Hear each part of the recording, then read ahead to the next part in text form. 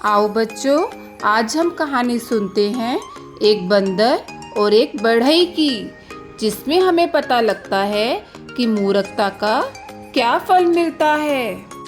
एक जंगल में एक बढ़ई था। एक बार वह लकड़ी के एक लंबे लट्ठे को आरे से चीर रहा था। उसे इस लट्ठे के 2 टुकड़े करने थे। सामने वाले पेड़ पर एक बंदर बैठा हुआ था। वह काफी देर से बढ़ई के काम को ध्यान से देख रहा था। बढ़ई ने दोपहर का भोजन करने के लिए काम बंद कर दिया। अब तक लट्ठे का केवल आधा ही भाग चीरा जा चुका था। इसलिए उसने लट्ठे के चीरे हुए हिस्से में लकड़ी की एक मोटी गुल्ली फंसा दी। उसके बाद वह खाना खाने चला गया।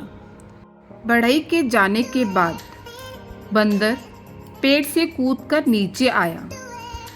वह कुछ देर तक इधर उधर देखता रहा। उसकी नज़र लकड़ी की गुल्ली पर गड़ी हुई थी। वह गुल्ली के पास गया और उसे बड़ी उत्सुकता से देखने लगा। वह अपने दोनों पांव लट्ठे के दोनों ओर लटकाकर उस पर बैठ गया। इस तरह बैठने से उसकी लंबी पूंछ लट्ठे के चीरे हुए हिस्से में लटक रही थी।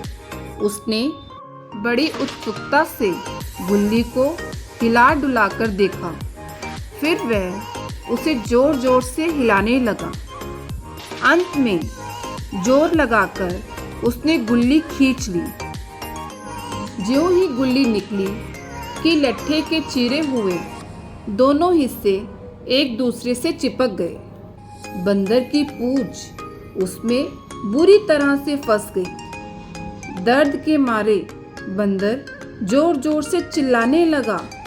उसे बढ़ई का डर भी सता रहा था। वह पूंछ निकालने के लिए छटपटाने लगा। उसने जोर लगाकर उछलने की कोशिश की तो उसकी पूंछ टूट गई। अब वह बिना पूंछ का हो गया। तो बच्चों, इस कहानी से हमें क्या शिक्षा मिलती है कि अनजानी चीज से छेड़छाड़ करना बहुत खतरनाक होता है। उसका अंजाम बहुत ही बुरा होता है। तो आपको कोई भी अनजानी चीज़ नज़र आए तो आपको उसे छूना नहीं चाहिए। अगर बच्चों आपको ये कहानी अच्छी लगे तो मेरी इस कहानी को सुनने के लिए आप इस चैनल को सब्सक्राइब कीजिए, लाइक कीजिए और शेयर कीजिए। तो बच्चों, फिर मिलेंगे एक नई कहानी के साथ। बाय।